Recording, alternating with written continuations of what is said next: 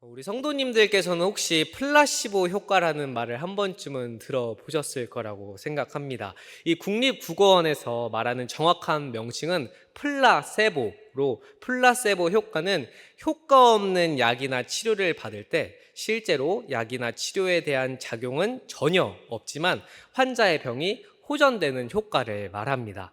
1955년 미국 의학협회 저널에서 헨리 빅처 박사가 이 플라세보 효과에 관한 연구 기사를 발표했습니다. 이때 환자들에게 실제로 효과 있는 약을 투여해도 병세가 호전되지만 전혀 효과가 없는, 예를 들어서 이 종합 비타민과 같은 성분을 투여해도 약 3명 중에 1명, 33%의 인원이 실제로 치료되는 결과가 나타났다라고 설명을 했습니다. 비처 박사의 연구는 플라세보 효과가 단순히 마음 문제를 넘어서 실제로 이 신체적인 변화를 일으키는 중요한 현상임을 보여주었습니다. 다시 말해 이 플라세보 효과는 실제로 약물의 화학적인 효과보단 환자의 심리적인 상태, 마음에 더 큰 역할을 할 수 있다는 뜻입니다. 그래서 실제로 의료인 분들이 이 시골에 의료 지원을 나갈 때 어르신들이 이곳저곳 아프다고 하면은 그냥 비타민 주사나 수액들을 놔주는 것들이 이런 플라세보 효과인 것입니다. 그저 내가 치료받았다는 만족감으로 정말 건강해졌다라고 느끼는 것이죠. 이 노나라의 맹자도 이런 말을 했습니다. 천하를 얻는 방법이 있는데 그것은 바로 백성의 마음을 얻는 것이다 라고 이렇게 얘기했습니다. 다시 말해 마음을 얻으면 천하를 얻는다는 것입니다. 이토록 사람이 마음이 중요한 이유는 이 마음에 따라 행동의 상태가 완전히 변할 수 있기 때문입니다. 그런 의미로 본다면 마음은 몸을 조종할 수 있는 가장 중요한 기관이라고도 할 수 있습니다. 왜냐하면 사람은 이 마음먹기에 따라 착한 존재가 될 수도 또한 악한 존재가 될 수도 있기 때문이죠. 그래서 사람에게 가장 중요한 것은 어떤 생각을 지속적으로 하느냐입니다. 마음의 생각이 우리의 삶의 지표가 되어 어떤 방향으로 나아갈지를 정해주기 때문이죠. 그렇다면 우리는 과연 어떤 마음을 가지고 가야 할까요? 우리도 세상에서 말하는 이 플라세보 효과처럼 긍정의 힘을 믿으면서 내면의 소리에 귀를 기울이며 긍정적인 생각과 마음으로 나아가야 하는 것일까요? 아닙니다. 우리는 하나님의 자녀로서 우리의 모든 근원이 하나님에서부터 출발해야 합니다. 하나님의 뜻이 무엇인지 올바로 분별하여서 하나님을 향해서 나아가는 것이죠. 그래서 우리에게 바로 가장 중요한 것이 바로 하나님의 올바른 뜻을 바르게 분별하여서 우리의 마음에 새기는 것입니다. 이에 오늘 본문 말씀인 로마서 이 12장 2절을 3가지 주제로 나누어서 살펴보고자 합니다. 이 첫째로는 바울은 이 세대를 본받지 말라라고 얘기를 했습니다. 바울이 이 세대를 본받지 말라는 것은 이 사회적인 질서나 예의 범절을 따르지 말라는 뜻이 아닙니다. 로마서 12장 18절에서 이렇게 얘기했는데 할 수 있거든 너희로서는 모든 사람과 더불어 화목하라 라고 이렇게 얘기했습니다. 사회적인 질서나 예의를 따르지 말고 사람들과는 화목할 수가 없습니다. 바울이 이 세대를 본받지 말라라는 말씀의 의미를 확인하기 위해선 본문에서 이 세대가 어떤 의미인지를 우리가 먼저 알아야 합니다.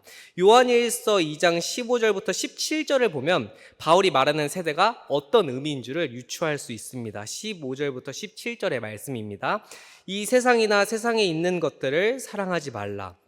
누구든지 세상을 사랑하면 아버지의 사랑이 그 안에 있지 아니하니 이는 세상에 있는 모든 것이 육신의 정욕과 안목의 정욕과 이생의 자락이니 다 아버지께로부터 온 것이 아니요 세상으로부터 온 것이라.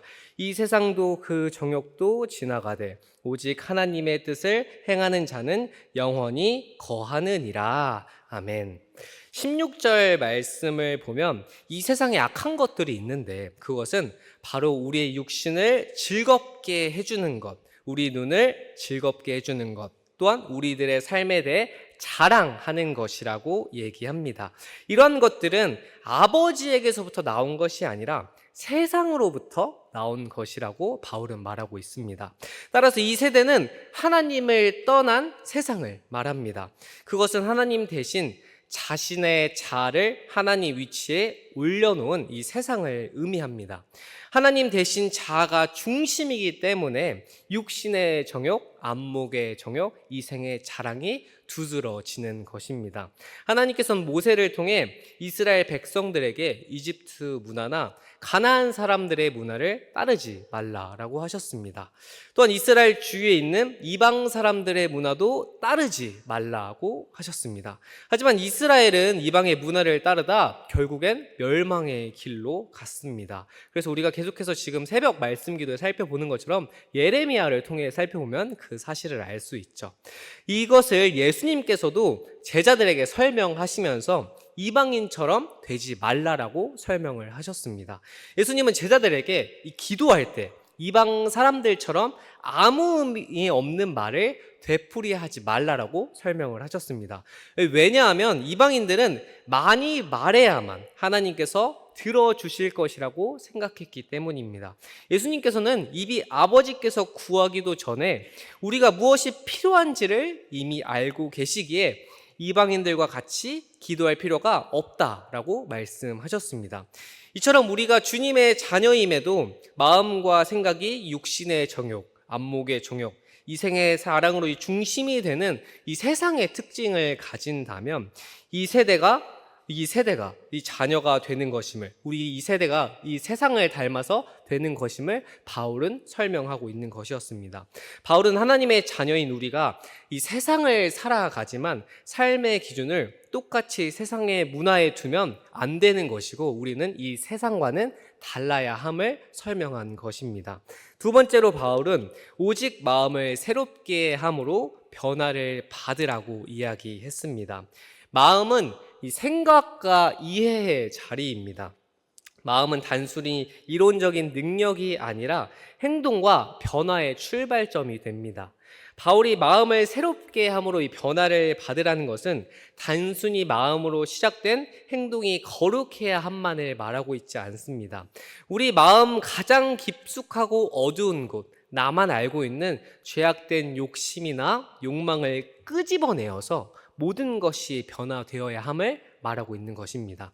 하나님을 믿고 있지만 두려운 마음들, 물질의 욕심들, 인정의 욕구, 성적인 욕구, 상처받고 화나는 일들, 거짓말하는 것들을 우리가 직시하고 하나님의 빛으로 그것을 밝히어서 변화되어야 한다라고 말하고 있는 것입니다. 우리에겐 죄성이 남아있기에 계속해서 삶에서 변화되어야 합니다. 마음 깊숙한 곳에서부터 말씀이 중심이 되어서 변화가 계속해서 일어나야 합니다. 아니라는 생각과 교반은 금물입니다. 우리가 예수 그리스도를 닮아간다고 할 때 그것은 단번에 딱 한순간에 짠 하고 이렇게 되지는 않습니다. 지속적으로 변화되고 새롭게 변화되는 역사가 우리의 삶에서 있어야 합니다. 이 과정에서 필요한 부분을 저는 기도라고 말하고 싶습니다. 예를 들어서 우리가 아끼는 물건이 있는데 그것이 아무리 좋고 훌륭하게 잘 만들었다고 해도 그대로 두면 먼지가 쌓여서 더러워지게 됩니다. 계속 닦아주고 관리하지 않으면 아무리 좋은 물건이라고 해도 못 쓰게 되는 것이 세상의 이치입니다. 이것은 우리도 마찬가지입니다. 우리가 구원받았다고 말하면서 예수 그리스도로서 새로워지지 않으면 우리는 죄의 먼지가 우리의 삶에서 계속 쌓여가게 됩니다. 따라서 우린 말씀과 기도를 통해서 성령 하나님의 도우심을 구하며 변화되어야 합니다. 우리는 가끔 기도를 1차적으로 구하는 것으로 하나님께 받기 위함이라고만 생각할 때가 있습니다. 분명 기도의 목적은 하나님께 구하는 것을 얻는 것입니다. 하지만 하나님께서는 우리를 통해 기도하게 하시는 것은 그 이상의 계획이 있기 때문입니다. 기도의 참된 목적은 구하는 것을 얻는 데 그치지 않습니다. 하나님께서는 기도의 과정을 통해 우리를 훈련시키시고 주님만을 의지하며 나아가게 도와주십니다. 하나님께서는 기도를 통해 죄와 욕심이 들어서지 않게 하시고 흐트러졌던 마음의 틀을 새롭게 하십니다. 주님의 풍성한 은혜 가운데 나아갈 수 있도록 성령 하나님께서 도우시는 것이죠. 다윗도 이러한 경험을 했습니다. 그래서 시편 138편을 통해서 이렇게 고백했습니다. 시편 138편 3절의 말씀입니다. 내가 간구하는 날에 주께서 응답하시고 내 영혼에 힘을 주어 나를 강하게 하셨나이다. 아멘. 다윗은 간구할 제목이 있어서 마음을 바쳐서 열렬하게 기도했더니 하나님께서 그 기도에 응답해 주셨을 뿐만 아니라 자기의 연약했던 영혼이 강하게 됨을 경험했다라고 고백했습니다. 이것이 바로 하나님께서 우리에게 기도를 통해 진정으로 필요한 부분을 얻게 함입니다. 기도는 하나님께서 우리를 훈련시키는 가장 탁월한 방법입니다. 또한 우리가 은혜 가운데 나아가야 하는 원동력이 됩니다. 우리가 하나님 뜻 가운데 나아가야 하는 방향성이 생겼을 때 쉽게 설명해서 우리에게 믿음의 내비게이션이 있다라고 할 때 이 말씀은 우리가 가야 할 목적지를 알려줍니다. 그리고 그 기도는 그 목적지를 향해 나아갈 수 있는 실제적인 힘이 됩니다. 만약 말씀을 읽지 않고 기도만 한다면 그냥 무작정 목적지를 모른 채 앞만 보고 달려가는 일이 될 것입니다. 예를 들어서 제가 이 신림역을 가야 한다고 할 때 난곡 터널 쪽으로 간다고 한다면 가야 할 목적지를 찾지 못한 채 그냥 걸어가게 될 것입니다. 이처럼 말씀 없이 기도만 하는 것은 잘못된 믿음으로 갈 확률을 높아지게 합니다. 반면 말씀만 읽고 기도하지 않는 것은 내가 가야 할 목적지와 방향은 정확하게 알고 있지만 그저 가만히 서서 움직이지 않는 것과 같습니다. 교회에 나와서서 이 신림역을 가야 하는 방향과 목적지에 대해서 지도를 보고 정확히 알고 있는데 그걸 알고 있으면서도 가만히 서 있는 것이 바로 기도하지 않는 것과 마찬가지라는 것이죠. 이처럼 우리의 마음을 새롭게 하기 위해서는 말씀과 기도로 변화되어야 합니다. 기록된 성경을 통해서 하나님이 어떠신 분이시며 또 내가 어떠한 믿음으로 세상 가운데 나아가야 하는지를 깨달아서 기도의 실천으로 하나님의 인격을 실제로 경험하여 은혜의 원동력을 우린 얻어야 합니다. 그래서 종교개혁자 존 칼빈이 이렇게 말했습니다. 기도는 하나님을 위한 것이 아니라 우리 자신을 위한 것이다. 칼빈이 지적하고 있는 바와 같이 기도는 우리가 구하는 것을 얻는 결과뿐만이 아니라 간구하는 과정을 통해 하나님을 찾고 주님의 뜻을 따라 나아가는 원동력을 우리 삶에서 불어넣어 줍니다. 기도의 실천은 우리의 마음을 변화시킵니다. 또한 청교도의 존 라일이라는 신학자가 이렇게 말했습니다. 죄는 기도를 죽이고 기도는 죄를 죽입니다. 이 말씀에 근거한 기도는 죄를 짓고자 하는 마음이 들어오지 못하도록 만듭니다. 분명 우리가 세상을 살아가다 보면 여러 가지 유혹들을 마주하게 됩니다. 이때 유혹받는 것 자체가 죄는 아닙니다. 하지만 우리 안에 남아있는 이 죄성을 계속해서 성령 하나님의 도우심으로 우리가 죽이지 않는다면 유혹은 우리 안에서 죄를 잉태시키려고 하고 잉태된 죄는 성장하여서 성장한 죄는 반드시 나를 통해 우리를 통해서 드러나려고 합니다. 필히 하나님께서는 우리를 구원하신 목적은 주님께만 순종하며 거룩한 삶을 살게 하기 위함입니다. 그런데 그 목적대로 살아가는 것을 방해하는 가장 커다란 장애물이 우리 안에 도사리고 있는 부패한 본성인 이 죄의 경향성입니다. 사람의 행위로는 절대 죄를 이길 수 없습니다. 이스라엘 백성들이 이 십계명으로 죄를 이겨내지 못했던 것처럼 말이죠. 죄를 이길 힘은 지속적으로 거룩하게 하시는 성령 하나님의 도우심이 있을 때만이 가능한 일입니다. 성령님께서 우리 안에 있는 이 죄의 경향성을 죽이는 가장 중요한 방법은 우리 안에 있는 이 정욕을 제거하는 것입니다. 바울이 로마서 7장에서 죄의 법이라고 표현하며 죄를 강화시키는 것이 바로 우리의 정욕이라고 설명했습니다. 죄는 정욕 자체가 아니라 우리 영혼 안에 살아있어 하나님께 이 대적하는 경향성입니다. 경향성. 하나님과 반대되는 그 방향성으로 가는 것이 바로 죄에 대한 경향성입니다. 다시 말해 죄는 하나님과 반대되는 방향으로 나아가게 하는 것인데, 하나님과 반대되는 방향, 즉 죄의 경향성을 힘을 실어주는 존재가 바로 정욕이란 뜻입니다. 마태복음 5장을 통해서 보면 이 정욕은 우리의 행동과 생각을 지배해서 하나님의 뜻에서 멀어지게 하는 욕망이나 갈망이라고 설명을 하고 있습니다. 우리가 성령 하나님께서 역사하시는 예수 그리스도의 보혈로 우리 마음 안에 있는 이 정욕을 죽이지 않는다면 우리 안에 있는 죄의 경향성은 점점 더 커져가서 우리를 죄 안에 가두려고 할 것입니다. 그래서 우리가 우리가 익히 잘 알고 있는 찬송과 죄에서 자유함을 얻게 함은처럼 죄에서 자유를 얻게 하고 육체의 정욕을 이길 힘은 바로 어디에 있다라고 말하고 있죠? 주의 보혈에 있다라고 얘기하고 있죠. 예수 그리스도의 피가 우리를 죄에서 해방시키시고 영원한 생명을 주셨기 때문에 이 찬송가도 그렇게 얘기를 하고 있는 것입니다. 죄에서 자유를 얻게 하고 육체의 정욕을 이기려면 바로 주의 보혈이라고 말이죠. 죄를 죽이려면 이 죄에게 힘을 공급하는 정욕을 죽여야 합니다. 정욕을 죽이면 죄의 경향성이 약해지기 때문이죠. 하지만 정욕은 끊임없이 우리 속에서 이 샘솟듯이 생겨납니다. 보는 것, 듣는 것, 생각하는 것, 기대하는 것들이 우리의 오감들을 끊임없이 자극해서 정욕을 불러일으킵니다. 이것은 우리의 행위로도 다른 것으로도 절대 막을 수가 없습니다.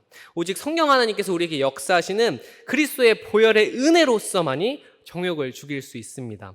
이때 기도하는 것이 바로 성령 하나님의 도우심을 구하는 것입니다. 우리가 무서운 질병이 있다고 할 때 어떠한 것이 문제인지 정확히 알아야 우리가 그 질병을 제대로 치료할 수 있는 것처럼 우리 죄악을 정확하게 치료하기 위해서는 이 죄의 경향성을 만들게 하는 이 정욕을 찾아서 성령 하나님의 도우심으로 죽여야 합니다. 성령 하나님께서는 그래서 기도의 과정을 통해서 우리와 하나님의 관계를 새롭게 하시고 우리가 정욕을 죽이고 하나님을 닮아가도록 만듭니다. 그래서 존 칼빈이 또 기도에 대해서 이렇게 얘기를 했습니다. 모든 것을 아시는 하나님이 왜 우리에게 기도하기를 원하시는가? 그것은 모든 좋은 것이 하나님께로부터 온다는 믿음을 강화하기 위해서이다. 기도를 통해 우리의 시선을 온전히 하나님께만 향하고 의지하게 만듦으로써 믿음을 강하게 합니다. 만약 우리가 삶에서 기도하지 않고 어려운 일을 마주하다 그저 잘 지나가게 된다면 그저 그때는 다행이다, 정말 어려움 없이 잘 지나가서 다행이다 라고만 생각할 것입니다. 하지만 간절히 기도하며 하나님만 신뢰하는 사람은 어려움을 마주하다 극복했을 때 이것은 주님께서, 성령 하나님께서 도와주셨기 때문이야 라고 이렇게 고백을 하게 됩니다. 이처럼 기도를 통해서 우리의 시선을 어디에 향해야 하는지 깨닫게 만드는 것이 바로 성령 하나님의 역사하심입니다. 말씀에 근거한 참된 기도는 사람을 변화시키는 힘이 있습니다. 기도는 하나님을 의지하며 바라보게 하고 내 자신을 거룩하게 변화시켜 갑니다. 예수님께서도 하나님 아버지께 시선을 고정하고 기도하셨습니다.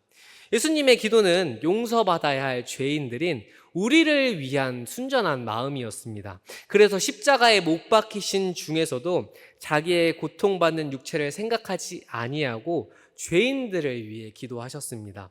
죄도 없고 흠도 없으신 예수님의 기도와 이 피로 물든 통곡은 순전히 우리 때문이었습니다. 우리 때문에 예수님께서는 아버지께 기도하셨습니다. 예수님께서 지나가신 곳 중에 어느 한 곳도 무릎 꿇지 않으신 곳이 없고 흘러내린 땀과 쏟아내리는 피가 흥건히 고이지 않는 곳이 없으셨습니다. 한적한 곳에서, 또한 겟세마네 산에서, 요단강에서, 산에서, 광야에서 마지막 우리를 위해 십자가에 달린 그 순간까지 주님은 기도하셨습니다. 이처럼 예수님이 엎드리신 곳에서 우리도 엎드리고 주님이 흐느끼신 곳에서 우리도 울며 애통하는 마음으로 하나님께 매달려야 합니다. 이것이 예수님을 닮아가는 제자의 삶이고 바로 우리의 삶인 것입니다. 성령 하나님의 도우심을 구하는 삶을 말이죠.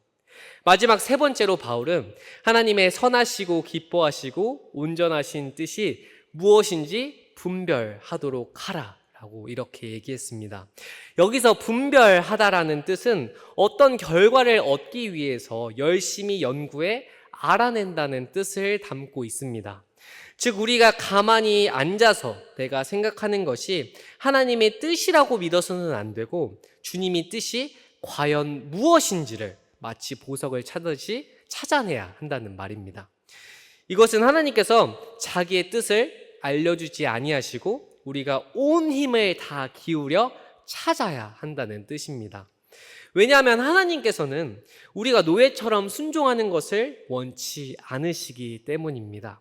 우리가 집안에 들어갔을 때 만약에 자녀들이 일을 열심히 하고 와서 자녀들이 엄마 아빠 너무 수고했어요, 너무 힘들었죠라고 꼭 안아주면은 그 말 한마디에 너무 감동이 되잖아요. 근데 그것을 자녀에게 입력각으로 명령시켜서 야 내가 들어오면 꼭 나에게 잘했다고 칭찬하고 나 힘들었다고 수고해줘 껴안아줘라고 하면은 처음엔 좋겠지만 그것이 계속되게 되면 얘는 진심으로 하는 게 아니고 그냥 이제 기계처럼 로봇처럼 하네라고 생각하면서 이제는 그 마음이 고마워지지 않을 것입니다. 이것처럼 주님은 우리에게 이렇게 야 너는 무조건 나에게 순종하고 사랑하고 기도해야 돼라고 압박하는 것이 아니라 오히려 우리에게 자유를 주어서 야 너네가 힘들고 어려울 때 의지할 사람이 누가 있어? 세상에 누가 있어? 찾아봐.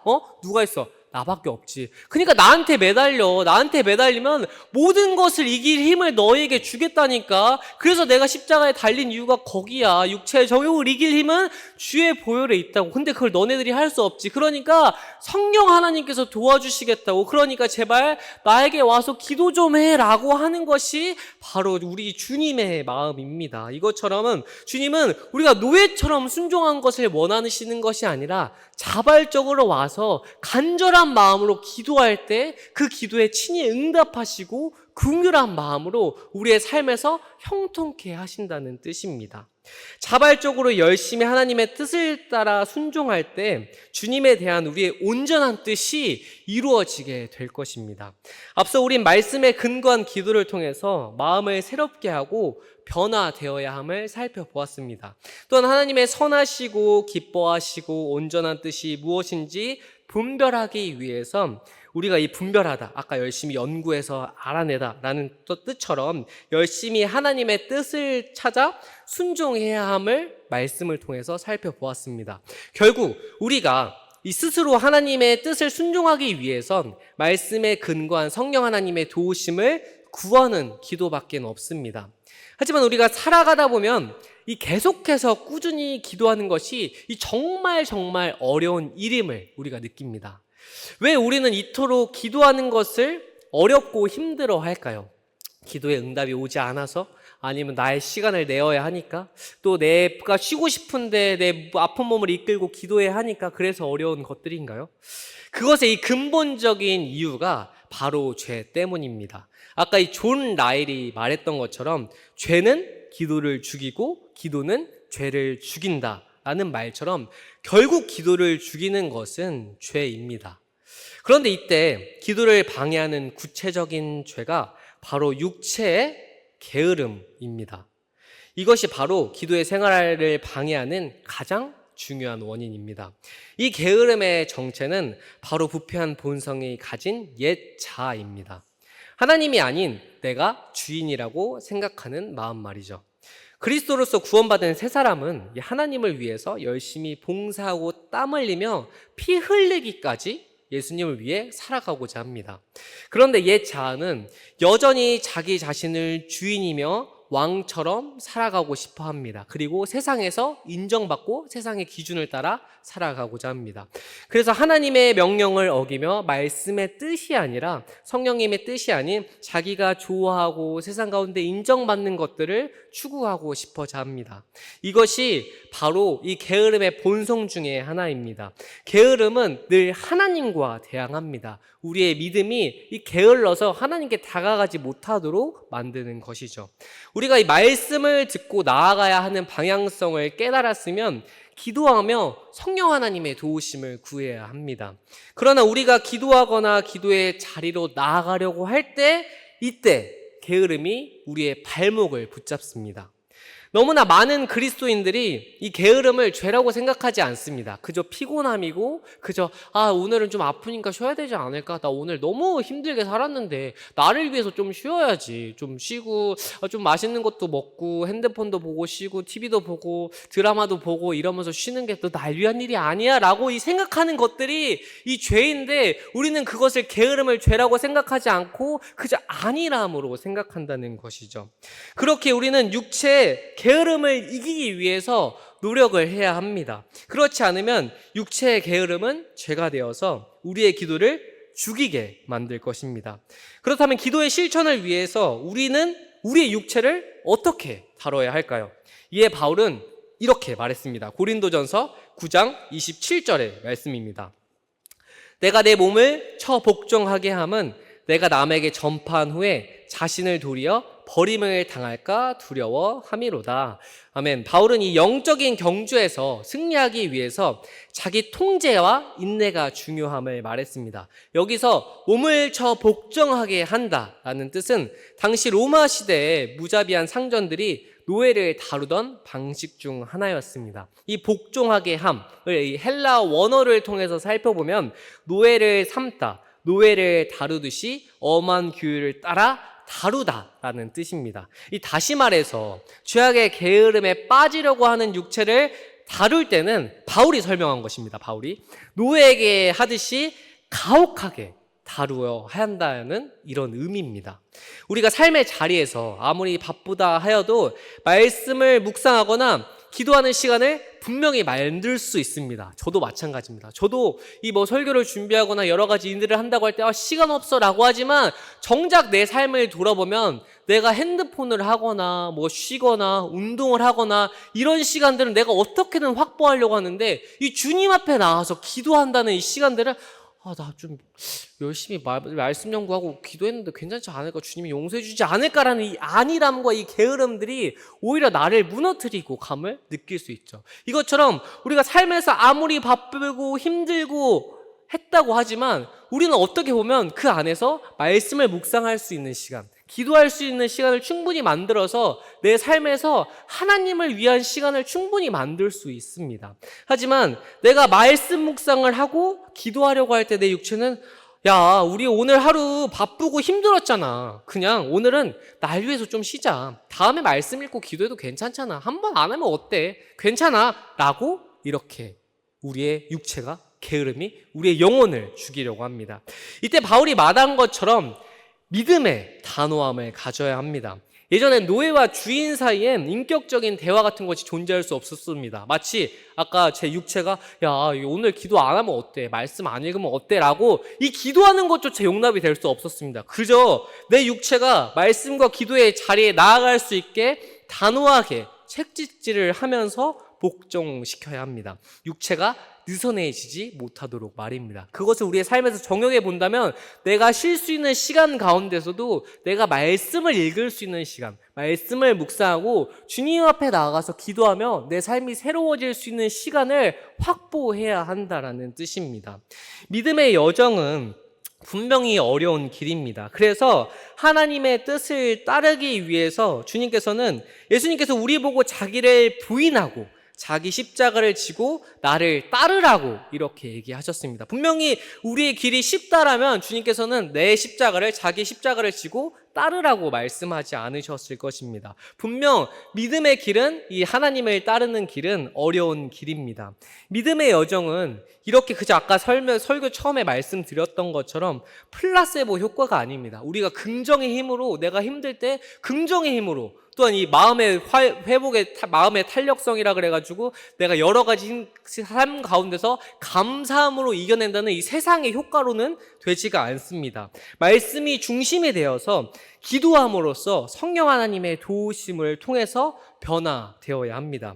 우리 스스로의 노력이 아니라 기도하면서 나를 새롭게 하시는 예수 그리스도의 은혜를 통해서 우리는 매일매일 새로워져야 하고 매일매일 성장해야 합니다.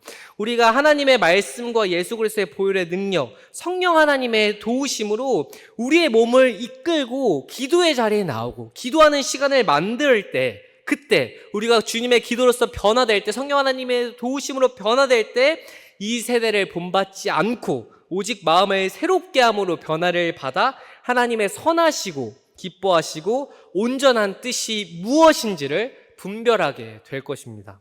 말씀을 통해 하나님만을 바라보며 기도할 때 우리 삶 속에서 이루어지는 주님의 뜻이 결국 선하시고 기뻐하시는 온전한 뜻이 될 것입니다.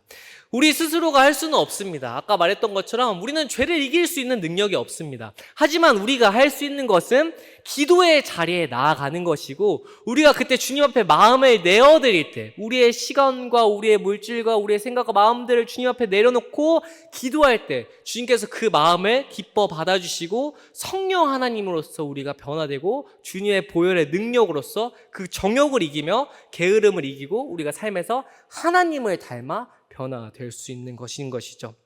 우리는 주님의 은혜가 없으면, 주님의 역사심이 없으면 연약한 존재입니다. 그것을 인내하며 나아가야 합니다. 우리는 기도할 때 그 기도가 들어지지 않는 것으로 가끔은 넘어지지만 주님은 그 또한도 그 인내하는 시간을 통해서 우리가 환난의 인내를 이루고 인내의 연단을 이루어서 그 소망을 이룬다는 그 바울의 말씀처럼 우리가 인내할 때 결국 우리의 삶을 통해 하나님의 뜻이 이루어질 것입니다.